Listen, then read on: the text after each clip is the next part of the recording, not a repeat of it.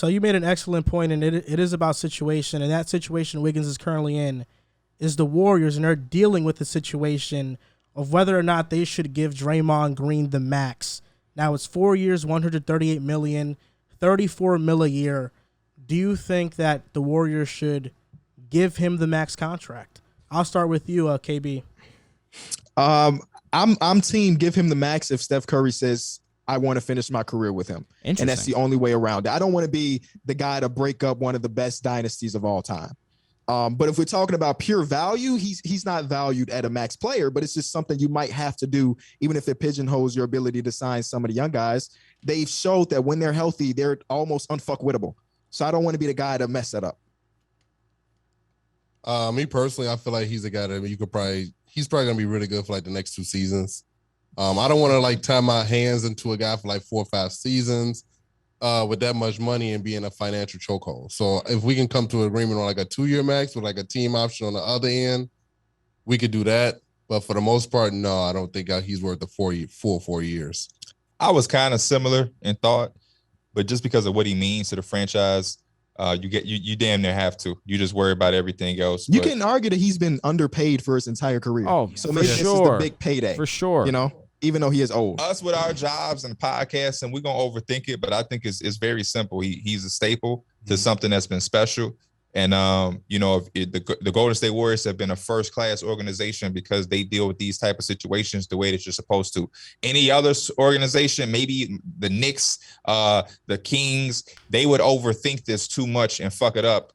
And the Warriors won't do that. And like I said, my thing on the podcast was the same thing. If Steph Curry want him, then my entire 5-minute spiel I had about why you wouldn't max him goes out the window. It's just that simple.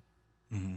I've always been the one to say just give him that money for one. Like the guy said, you don't want to break that little trio or, their dynasty up and everything like that.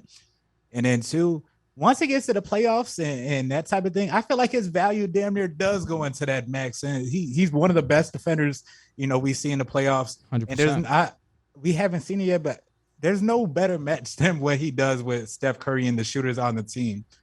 So I think his value elevates there. But it's just you got to give him. You basically just in that spot where you got to give him his money. Do y'all see a world where another team offers him the max? Hell no. No. I feel like his value is only with the Warriors. That's fine though. That's fine though. The Warriors, that's what they want. They literally won championships with him. And the success that he's had with the Warriors. Let's look at Hawks with Trae Young.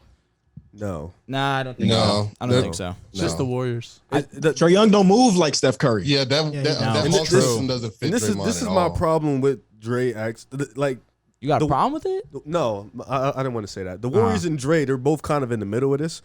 Draymond is extremely valuable, like superstar level valuable for the Warriors. Correct. And the Warriors don't understand that. Well, they do understand that. They're eventually going to have to pay him. On the flip side, though, so many on areas. the flip side, Draymond Green is not getting a max contract anywhere else in the NBA because his value is extreme. It's like on a different stratosphere with the Warriors as opposed to another team. And he'll be, 34, 35 years old by the time that max kicks in. So it's like the Warriors shouldn't rush anything.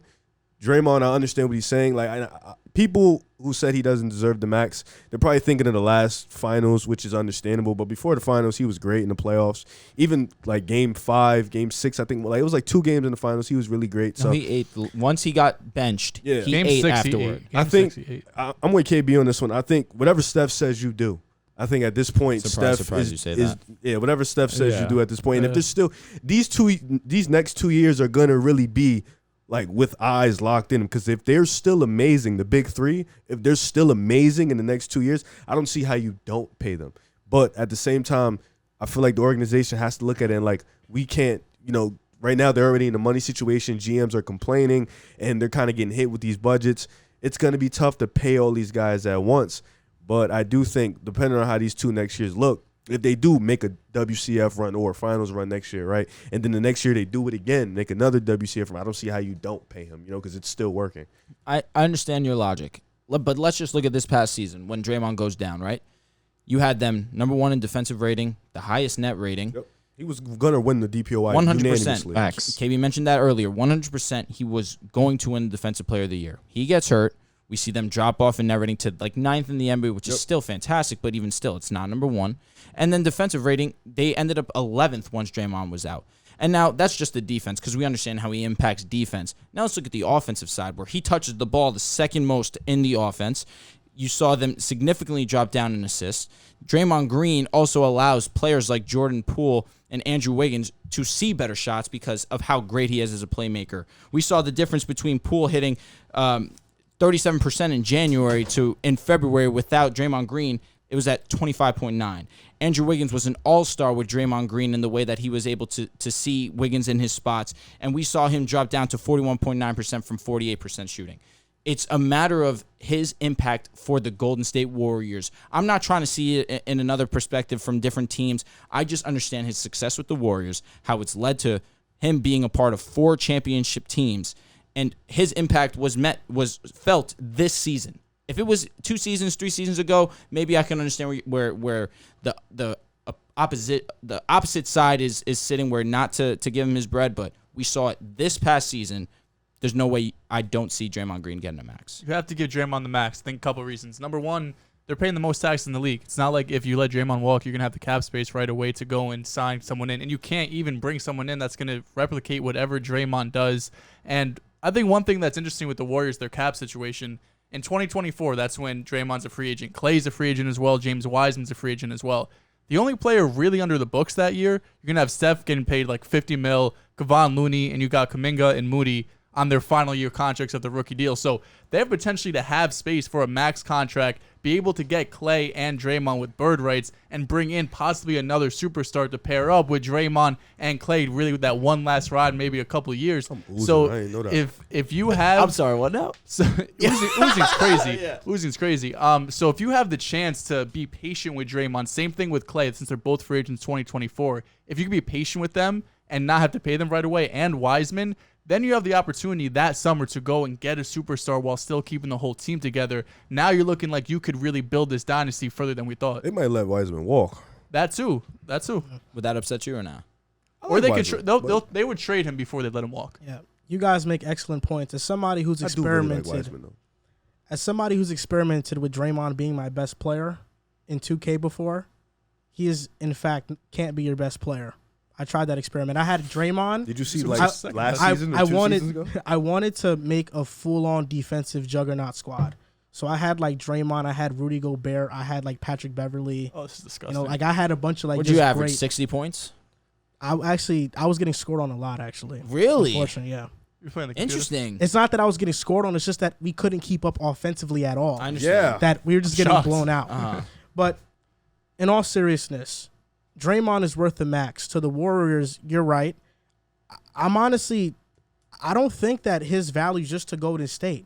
I think that we've seen it just be for Golden State, but he can definitely go to another situation and turn around that culture and do similar things. Like I'm not just counting Draymond out as a player completely just because we've seen him in the Golden State system. I get it. I think that Draymond, as a leader, what he offers is invaluable.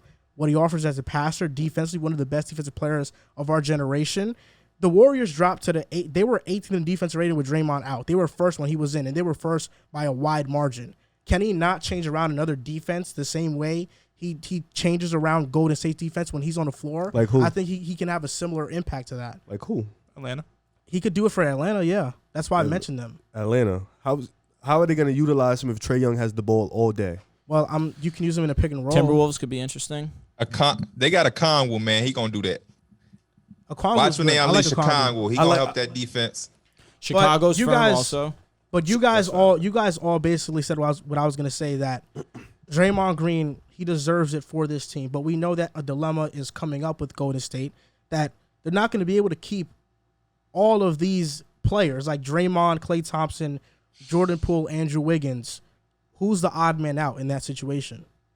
They'll let Andrew Wiggins go before they let Draymond go. Unfortunately, it would be Andrew Wiggins. He just represents so much, man. That just represents so much. Andrew Wiggins definitely was their second best player this playoff. I personally, it's tough, man. You know what I think? I think if you got Poole, you should let Clay walk. I'm of similar thinking to you. It's the same shit with Draymond. If you gonna let Clay walk, shit, Draymond back. Draymond is more important than Clay Thompson. I don't know if that is, and I'm not saying this because of future. I say Go ahead, Joe. What are y'all saying?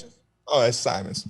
They don't have a. The thing is, when they drafted all these players, they were essentially replacements for the old era, right? Correct. They don't have a replacement for. Like, I love Kuminga. I love what he does. He's not a replacement for Draymond. He's just. I don't think he'll ever be as smart as Draymond defensively. But are you finding a Draymond replacement? That's my point. That's what I'm saying. I like through the Clay, door. but Clay Thompson, though, I feel like Jordan Poole defensively, no, but offensively, yes. Like that's not a replacement, then, Riff. It's not, but that's it's like a lot saying, closer to get like Draymond. You have any faith I in hoop Moody? like Luka, except I ain't got no step back. Oh, you well, ain't step. You it's ain't a good. Luka It's a then, good thing motherfucker. Clay ain't Luka, you know, because you can't replace Luka. This is different. I think I agree with you. I think out of Dre, Clay, Poole, and Wiggins, I do think if they're moving forward with three of them and leaving out one, Clay is the odd man out. Just given, Unless Clay, just given. You thinking about it? Yeah, you thinking it's gonna be Poole. You thinking about it as the 2K shit? Like the Splash brother, Klay Thompson is retiring a Warrior, bro. I agree. I think We're not breaking up Steph and I Clay. think out of respect, Golden State will keep Clay. the Wiggins is gone because they ain't letting Poole go.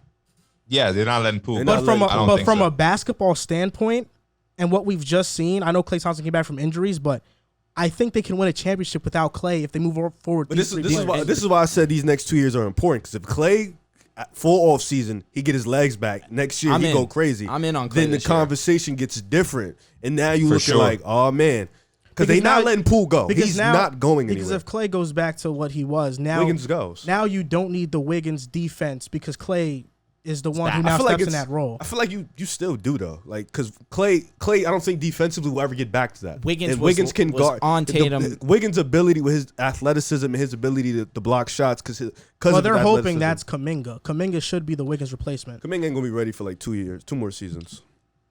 Yeah. They're gonna have to roll with that then. So you can't have it all. Yep.